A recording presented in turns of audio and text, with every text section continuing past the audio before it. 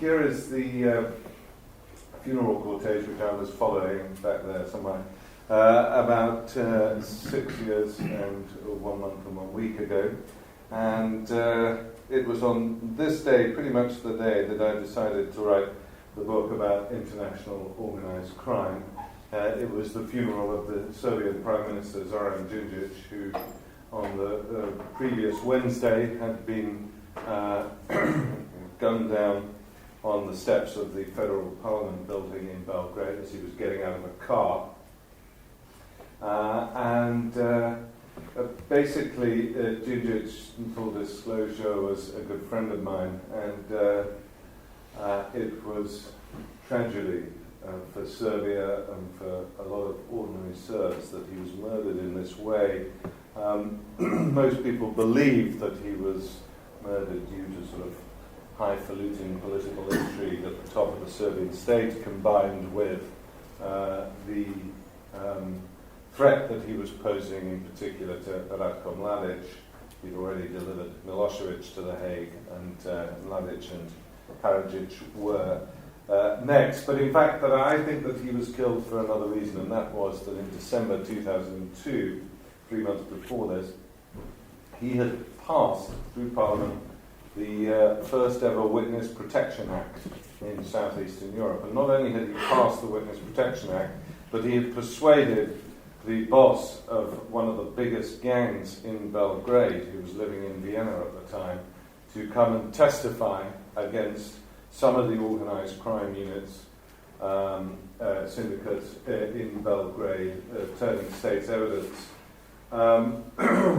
And indeed, it was one of the organized crime syndicates, the biggest one of all, the so-called Zeman clan, which was behind Zoran's murder. Now, the irony about all of this is Zoran himself was a gangster as well. He was a good gangster, and he was a gangster with vision, who wanted to drag Serbia out of the 19th century where it was languishing and into the 21st century. But like anyone else who aspires to having a serious impact in politics in southeastern Europe and Eastern Europe after the fall of communism, he needed an independent revenue stream. And it was very, very difficult in the chaotic circumstances of the 1990s and the turn of the millennium period to be involved in the economy in any sort of way without being involved in dodgy business of some sort or another. Nonetheless, I think that Zoran understood why he was doing that and what he wanted to do with the political system, both in Serbia but also how it was impacting on other security issues in southeastern Europe. So it was at that point when Zoran was killed that I decided it was time to try and uncover what the relationship between politics and organised crime were in the post-communist period in southeastern Europe, but in Eastern Europe in general. This was almost 15 years after one of the most momentous events in European history. I want to say that despite the fact that I think that 1989 created all sorts of problems for Europe, I still think it was one of the greatest things to witness, which I did all over the eastern half of the continent in that year, to see some 300-odd million people suddenly gaining the freedoms which they've been systematically denied by the late Stalinist regimes of Eastern Europe. But none of us had really anticipated what the hell this meant. Indeed, a year before 1989, the German Interior Ministry, the so-called Deutsch Department, the part of it responsible for East German, West German relations, came out with a report confidently predicting that the Soviet Union in Eastern Europe and the communist system in Eastern Europe would last at least another 20 years. This was a year before November 1989. So it was perfectly clear that governments in Western Europe and the United States were not particularly aware of the forces that were beginning to move in Eastern Europe. The CIA came out with a report in the autumn of 1990 predicting civil war in Yugoslavia, but frankly, anyone who wasn't predicting war in Yugoslavia at that time really did not have their ear to the ground. So 1989 in many ways represents a chronic failure of political and intelligence analysis on the part of Western Europe and the United States. So no one really knew what was going to happen. What was going to happen next? They were all assuming that Eastern Europe was made up of millions of Václav Havels who were ready to engage in a sort of kumbaya politics, which would see us all forget our historical past. But that turned out to be a bit wrong. Now, at the same time as communism collapsing, we had the phenomenon of globalization, the liberalization of financial and commodity markets, driven chiefly by Margaret Thatcher and Ronald Reagan around the world. And that really changed things in a very fundamental way. There we are, we see globalization shrinking the world as it's alleged to do. And what this meant was that you had a huge increase in trade possibilities around the world, because it wasn't just Eastern Europe where the markets were opening up. In fact, they were amongst the slowest markets to open up. We saw in the 1990s, in the early 1990s, and indeed in the 1980s, the opening up of China, the opening up of India, transformation of South Korea. Ireland itself was going through a remarkable transformation at this time, which shifted the whole economic premises of the country. Latin America was beginning to jettison, as was India, the sort of strong protectionist models that had pertained largely since the end of the Second World War. So all sorts of things were changing very, very rapidly as a consequence of the beginning of globalization. And no one really knew where this was heading either, the same as the collapse of communism. So you had the collapse of communism and globalization coming together at the same time. And then in addition to that, you had all manner of human agents who saw the possibilities that were opening up as a consequence of these two phenomena. And here are a group of them from, Fred said, because the ambassador is here today, from Bulgaria.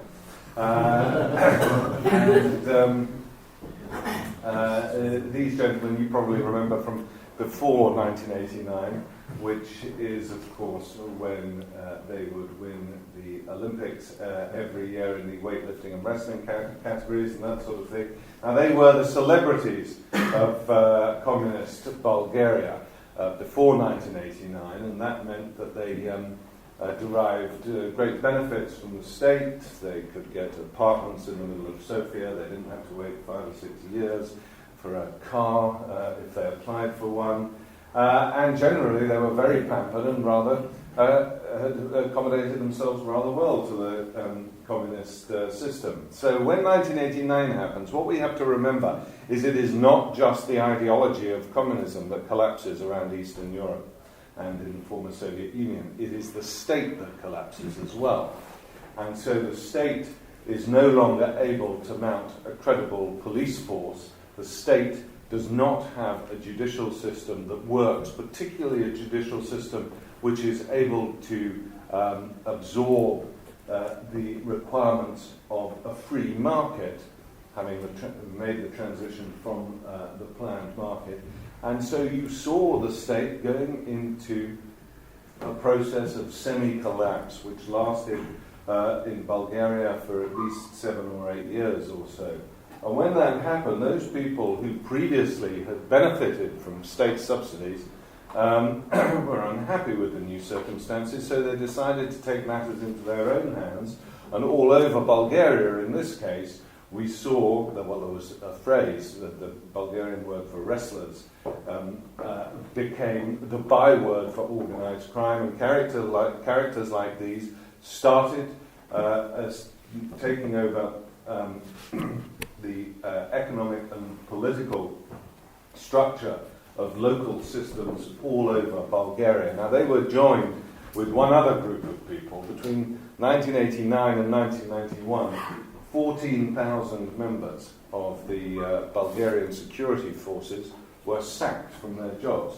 Now, when your state is collapsing, when your economy is heading south at a rate of knots, the last people you want coming in onto the job market are 14,000 men and women whose chief skills are building underground networks, surveillance tactics, and killing people. But that's what happened in Bulgaria between 1989 and 1991, and it wasn't long before they hooked up with their pals, the wrestlers. And very soon you had an extremely powerful informal network of people who were beginning to seize the assets of the Bulgarian economy and privatize them on their behalf and create a very strong monopolized system of capitalism in which they control the market. And they also defined what was legal and what was illegal when it came to the market. And basically their definition came down to one thing. Those things which make them money are legal, and those things which don't, we don't care about. And so they were in the market for anything, seizing whole steel factories, getting hold of the salt import system of Bulgaria, and taking over from the State Security Service, which used to smuggle drugs during the communist period from Turkey into Western Europe, the transit of heroin. And they soon discovered that there were all sorts of other people in large parts of the world opening up who wanted to do business with them. And so we had, for example, a meeting between 1991 and 1992, same thing that was going on in Bulgaria was going on everywhere in Eastern Europe, between representatives of Pablo Escobar, the leader of the Medellin cartel, and representatives of the Saint-Cyran organised crime group in Moscow, which was the largest organised crime group in Moscow. Their lawyers and representatives met together on the Caribbean island of Aruba, and they discussed the expansion of the cocaine market in Europe, because by this time, the early 1990s, the United States had reached supersaturation point in its consumption of cocaine. It simply couldn't snort anymore. 5% of the global population, 40% of cocaine usage in the world. And so the Colombians and the Russians hit on this bright idea of expanding cocaine consumption and looking for new opportunities in the European market. And boy, did they find them. Not only in the new markets of Eastern Europe and all the yuppies and oligarchs who were making scads of money out of what was going on, but also in Western Europe, Germany, Italy, France, Spain in particular. Actually, Spain was a heavy usage country anyhow, but also later on Ireland as well, became targets for the expansion of the cocaine trade. All sorts of similar things were going on elsewhere. Afghanistan was rocking. We were just on the verge of a major civil war between the Taliban and the formerly Russian-backed government, and so we saw a huge increase in poppy production. Over in Japan, our old friends the Yakuza had made billions and billions of dollars out of what's called the bubble economy, which some of us may recognize from the past 5 years. And the bubble economy basically involved Yakuza being paid by corporate and political leaders at the very top of Japanese society to move people out of the flats and homes that they lived in order to make way for speculative real estate construction. Now, with the money that the Yakuza made out of this, they started investing it. They particularly enjoyed investing in Las Vegas and Hawaii, the casinos there.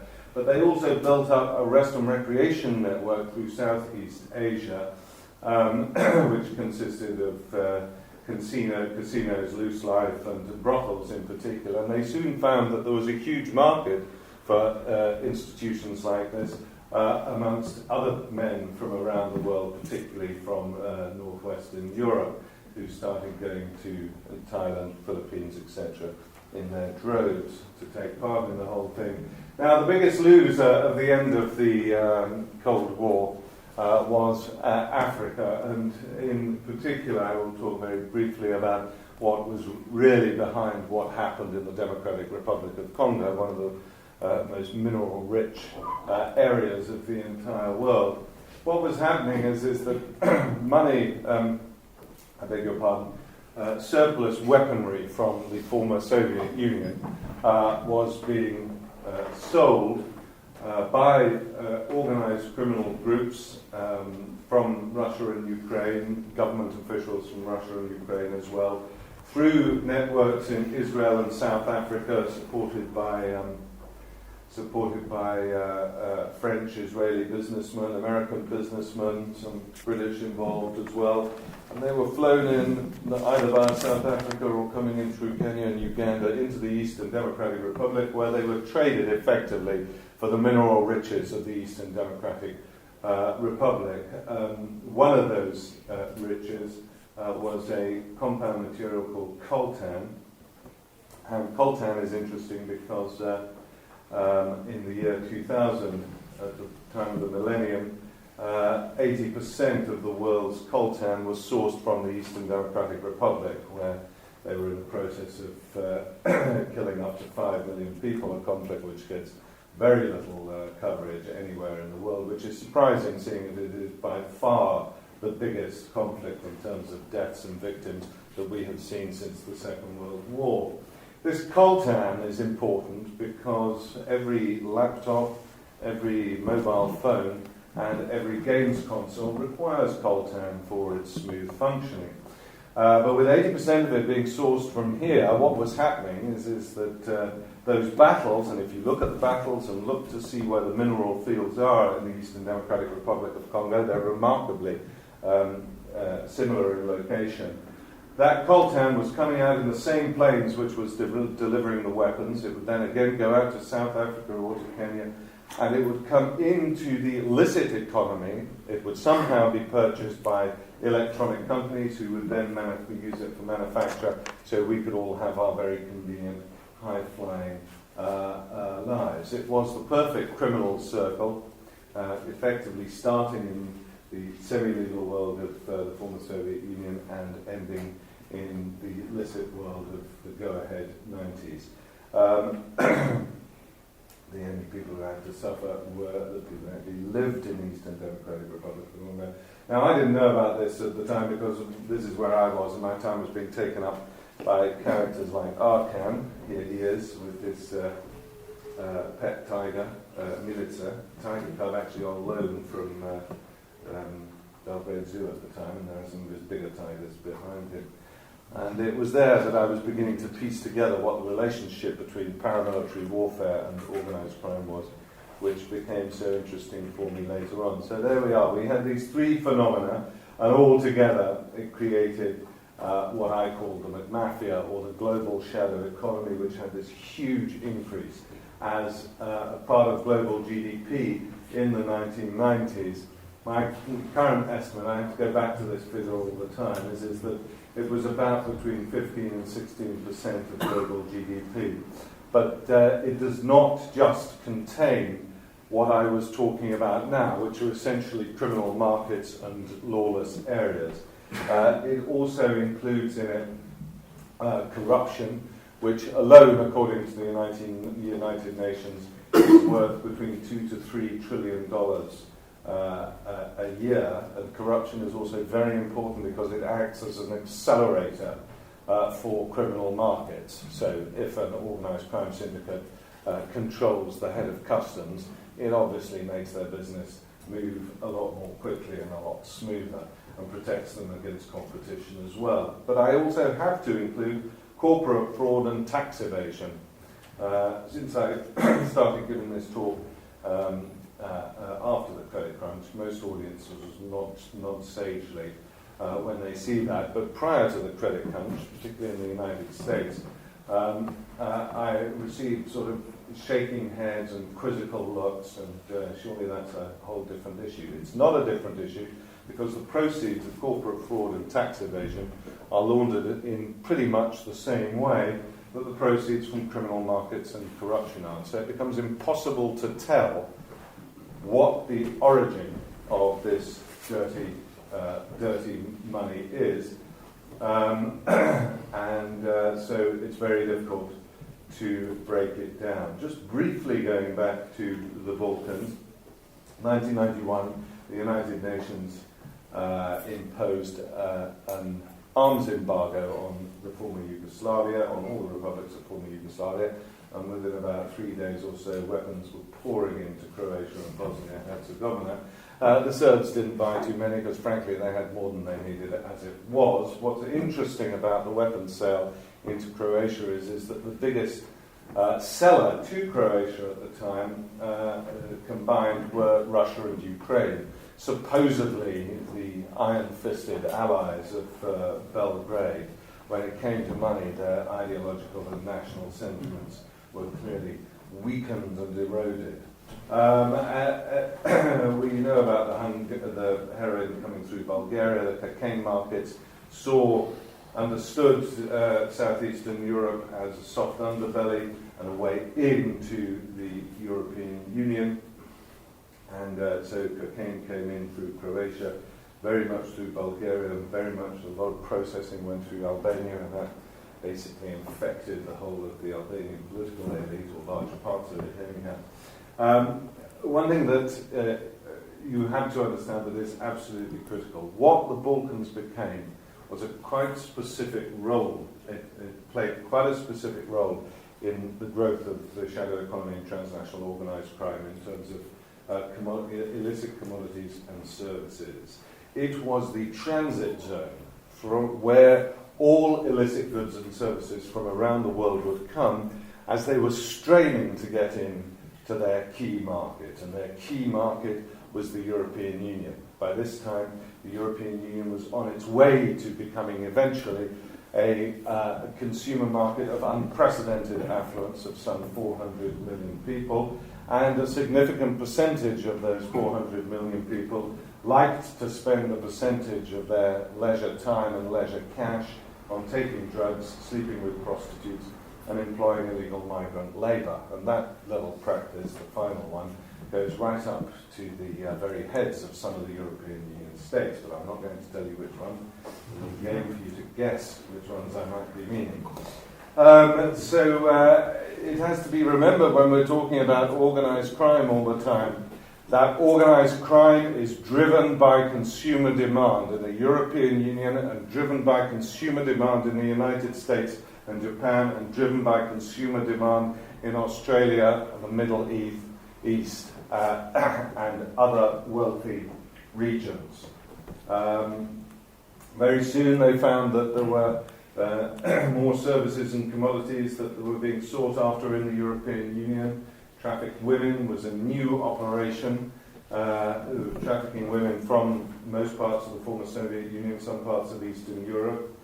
And then in 1994, a Serbian entrepreneur called Vanja Bokan reworked an old smuggling tradition, so-called duty not paid cigarettes, flying them into Montenegro and taking them across to Italy. And here, we always have a slight technical problem here. Nope, we're working. Right, this boat is worth about 1 million euros. It's the fastest thing you'll see on the Adriatic. It belongs to a group of smugglers who we'll see in a sec.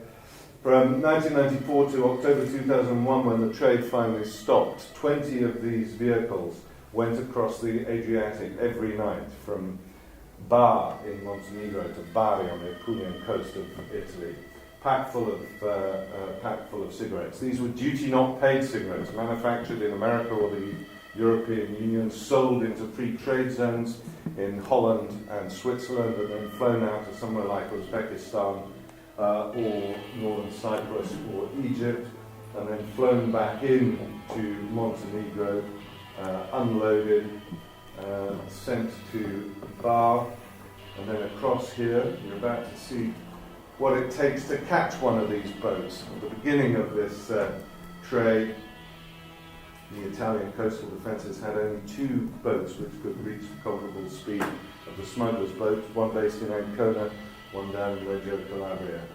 And with 20 of these things going over every night, it was simply impossible to catch them. So the cigarettes from Italy would then be taken in lorries up to Belgium and France. They'd be loaded onto white vans and sent back to the United Kingdom. They need 6 vessels in order to stop one of these, because you can only stop it when it runs out of petrol. And back to the United Kingdom and Ireland, where they were sold on the streets of London, Southampton, Dublin or whatever, for half the price that you could buy them in the shops.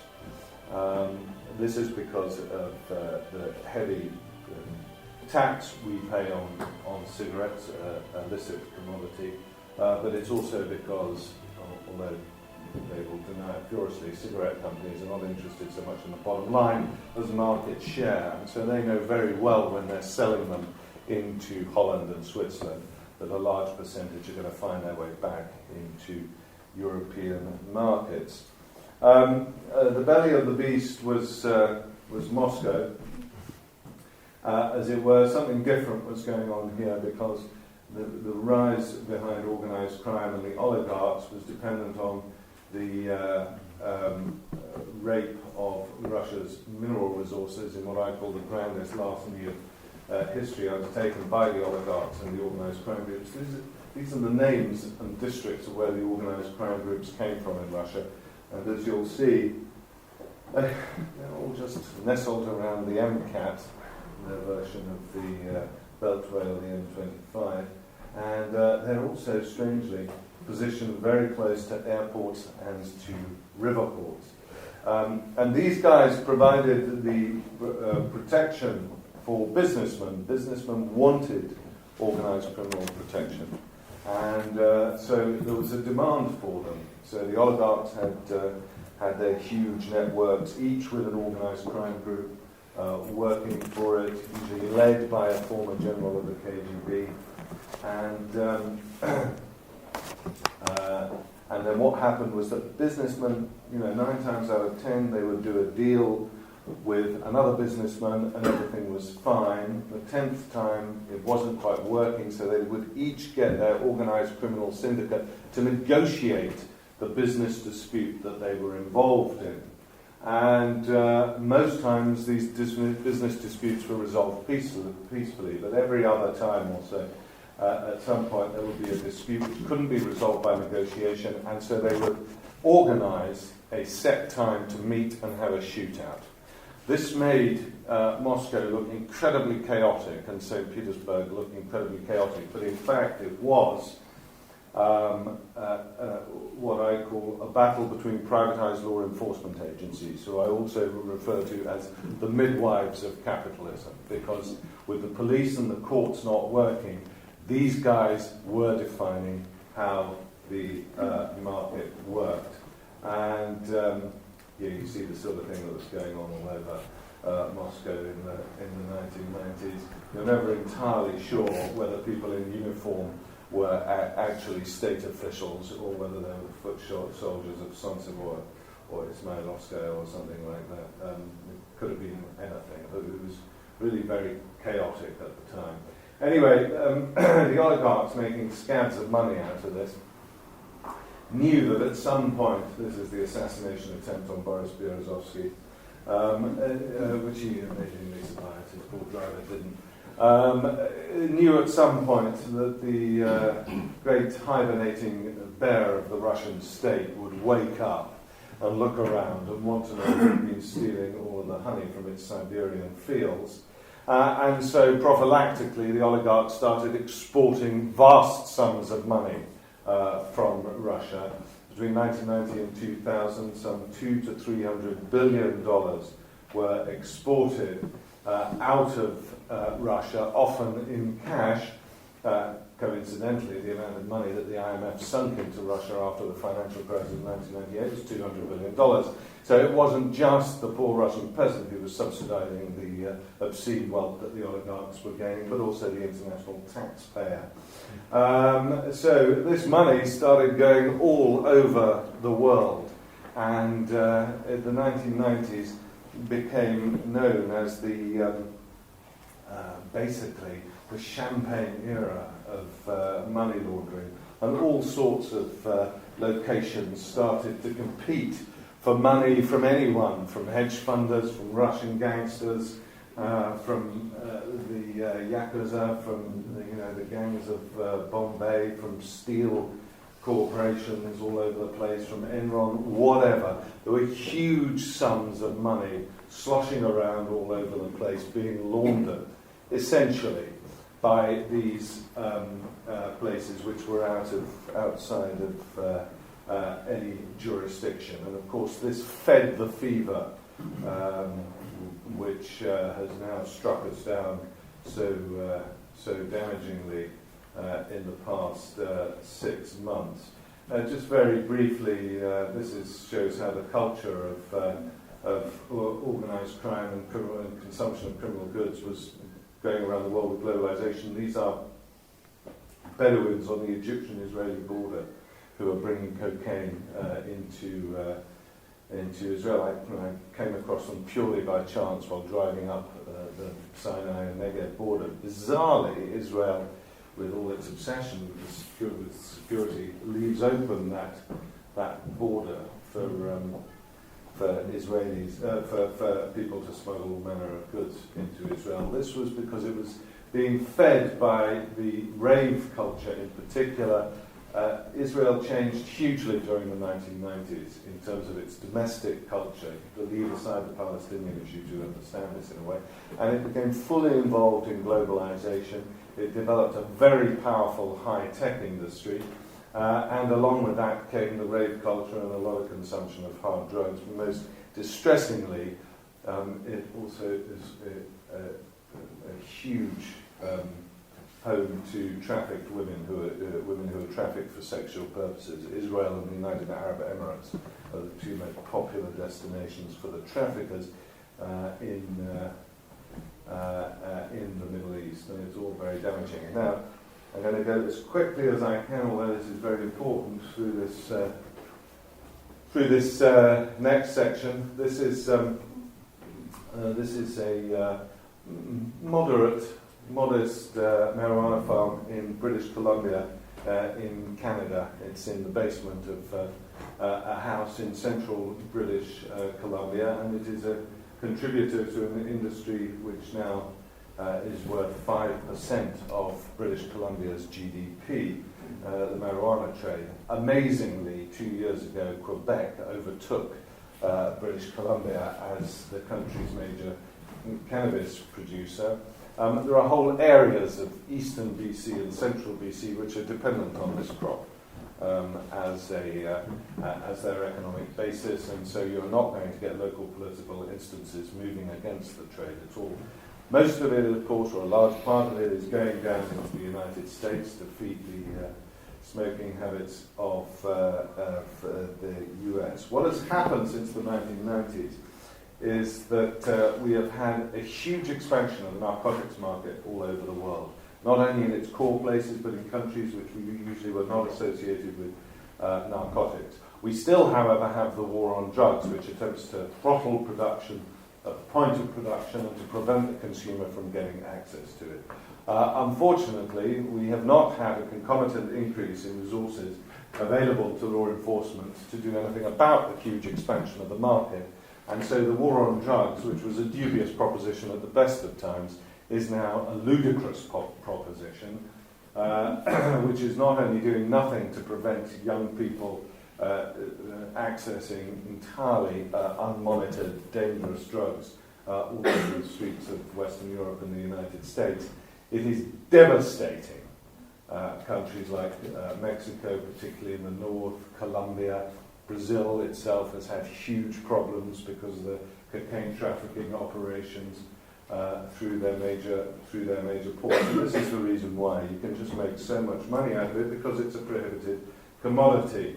I was shown around the cavernous warehouse east of Vancouver by Inspector Brian Cantera, the Royal Canadian Mounted Police, of various things which they confiscate there on a daily basis from drug traffickers, and by his own admission, it makes not a dent into the market whatsoever. These things are really nothing for them. Now, this is where it becomes a real problem, and that is when you look at Afghanistan. because by 2003 the Taliban was a defeated force militarily. And we had the first opportunity, particularly NATO, in 150 odd years, to actually give something back to that blighted country. Instead, the major backers of the operation in Afghanistan, the United Kingdom and the United States, decided to invade Iraq. Nobody really paid any attention to what the implications for Afghanistan were in that case, except, of course, the Taliban themselves. And they used this opportunity to reorganize themselves, refinance themselves, and rearm themselves. And they refinanced themselves primarily through the narcotics trade. So they are now making about $100 million a year through narcotics, with which they buy weapons, which are on the verge of inflicting a major defeat. In fact, the first ever defeat of NATO, which would be a catastrophe for Western Central Asian strategies. And so what we're seeing is one war, the war on drugs, ensuring that the war on terror, if that's a phrase that we like to retain, cannot be won. Now, it's one thing the Taliban making money out of drugs. The problem with Afghanistan is the entire Karzai regime is corrupted from top to bottom by the money made out of narcotics, and it does nothing to the price of heroin on the streets of Liverpool or London. Very briefly, I want you to meet my friend Senor Prindle. From here he is in Sao Paulo, attached to this very computer here. That there is a directional antenna, and with a friend of mine called Super Geek, we broke into the wireless systems of 3 Brazilian banks on the Avenue Paulista in Sao Paulo. This is because cybercrime is the fastest growing crime of transnational operations anywhere. Much of internet crime is not to do with technology, it's to do with what we call social engineering. It didn't take hackers very long to work out that the quickest way to a person's wallet is through their genitals. And so one of the first mass virus mailings that we had in the world was the I love you virus. Don't know if you remember that. I was very fortunate when the I love you virus came out, because the first person who sent it to me was my ex-girlfriend, and she harbored all sorts of sentiments towards me, but love was not amongst them. So I saw it and I thought, that can't be right. Put it straight into the recycle bin. Spared myself a nasty infection. I can only warn you to keep up to date with all your antiviral programs. This is not going to protect you 100%. I'm not doing this for advertising purposes, but the quickest way you can protect yourself from computer viruses is to go over to Apple Mac systems, because only 10% of the world's computer users use them, and criminals don't think it's worth writing viruses for such a small part of the thing. Here is, this just goes to show you how much money can be made out of it. This is a Gmail account built up by criminals who I interviewed, who were involved in a big thing. And when you send out big spam emails, you get about 0.01% reply from them, or whatever it is. But in the case that I was looking at, Operation Pegasus, that was still, in 1 month, over 27,000 replies, all with their account numbers, their passwords, yada, yada, yada. People are so stupid. That's basically what cyber criminals work on, the fact that, there's one born every minute, and people often see things which they think are a huge opportunity, but in fact they're just being greedy, and they have to be more careful than that. So we saw cybercrime growing up mainly in the BRIC countries for sociological reasons. Brazil, Russia, India, and China are the centres of much of the world's cybercrime, because what you have there is huge discrepancies between the rich and poor, but you have a relatively good infrastructure, and you have a high competency level in computers. So you get a lot of young people who are bright, who have access to a computer, usually at a computer cafe somewhere. They see all this wealth around them and all the sort of aspirations to a consumer culture, but they don't have the means to get it, and very quickly they find they can make money via the computer. So that's why we see the BRIC countries. I won't talk so much about what's happening in China, but after narcotics, the biggest trade in what we consider transnational organised crime is in counterfeit goods, which according to the European Commission is now worth $500 billion, euros, I beg your pardon, a year. And most of these counterfeit goods are coming out of China. Now the problem is that the Chinese leadership needs to create jobs. That's all it obsesses about, is making sure that the peasants streaming out of the rural areas have got jobs to go to. So for them, the export of counterfeit goods really is not a big issue in terms of trying to clamp down and apply the international copyright laws in China. So we see Chinese counterfeited goods all over the place. And this is going to be one of the huge issues in the great strategic relationship between the United States and to a great extent the European Union as well on the one hand, and China on the other, as the world economic order begins to shift around the new axis of the emergence of East Asia as perhaps the defining power of the global economy. Now, I've run over time, of course, I'm afraid, and if there are time for questions, I don't know if there are. Oh, a few minutes. A few minutes, then I can also perhaps expand on what's happened since September of last year and what's going on in the Balkans and indeed other parts of the world at the moment. Thank you. Thank you.